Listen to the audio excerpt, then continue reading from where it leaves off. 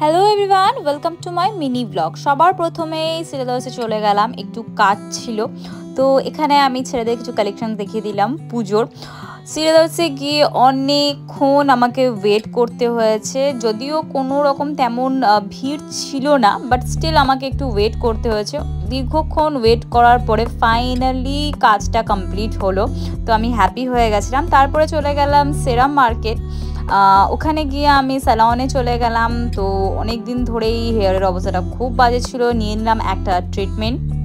তো এখানে ফার্স্টেই আমার হেয়ারটাকে ভালোভাবে ওয়াশ করে দিচ্ছে। ওয়াশ করার পরে আমি বসে গেলাম ট্রিটমেন্টের জন্য। তো এবারে আমি করেছি আমার হেয়ারে ক্যারাটিন ট্রিটমেন্ট, প্রচুর স্টাইলিং করার জন্য, হিট ইউজ করার জন্য। হেয়ার তো প্রচুরভাবে ড্যামেজ হয়ে যায়। তো স্যালন থেকে বেরিয়ে চলে এসেছি, লেগে গেছিলো প্রচণ্ড খিদে। এখানে আমি হেয়ারটাকে ফ্লন্ট করছিলাম একটু, তো খেয়ে নিলাম ডোসা। তারপরে মায়ের সাথে একটু শপিং সেরে নিলাম, সামনেই দুর্গাপুজো আছে, তো দুর্গাপুজোতে তো ভালোভাবে সাজতে হবে। চলে গেলাম গ্লোব মলে। এই মলে ম্যাক্সিমাম দোকানই বন্ধ ছিল, জানি না কেন, তেমন কালেকশন ভালো লাগেনি। তো এই একটা শপস থেকে কিছু পিসেস নিয়ে আসলাম। তো নেক্সট ডে ছিল আমার হেয়ার ওয়াশের দিনকেই আমি কালার করিয়েছি। তো এখানে ভালোভাবে হেয়ারটাকে ওয়াশ করানো হচ্ছে, অ্যান্ড আমি মাথায় ভাবছিলাম যে কি কালার করানো যায় এবার, যাতে একটু লুকটা ডিফারেন্ট আসে। তো এখানে ভালোভাবে হেয়ারটাকে ড্রাই করাচ্ছে। তো তখনও আমার হেয়ারটাকে নিয়ে আমি ভালোভাবে ফ্লন্ট করছি। অ্যাকচুয়ালি নতুন জিনিস যদি কিছু করানো হয় নিজের ফেসে, বডিতে বা হেয়ারে, বা নতুন কোনো জিনিস তুমি যদি কিছু কেনো, আমরা সবাই সেটা একটু ফ্লন্ট করতে বা একটু দেখাতে পছন্দ করি। এটা শো অফ ঠিক নয়, মানে ভালো লাগে। তো এখানে আমি হেয়ার কাটটাও করে নিচ্ছি। তো আমার হেয়ার কাট ছিল ফ্রন্ট কার্টনস ব্যান্ড, যেটা এখন খুব ট্রেন্ডিং।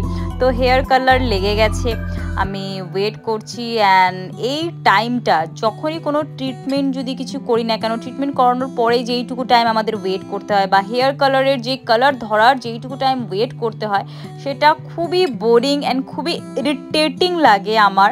অ্যান্ড স্পেশালি আমার হেয়ারে তো কোনো রকম কোনো কালার ধরেই না, অনেকক্ষণ টাইম আমাকে স্পেন্ড করতে হয় স্যালনে। একটার পর একটা কালার দিয়েই যাচ্ছে, দেখতে পাচ্ছ কীরকমভাবে কালার চড়ছে।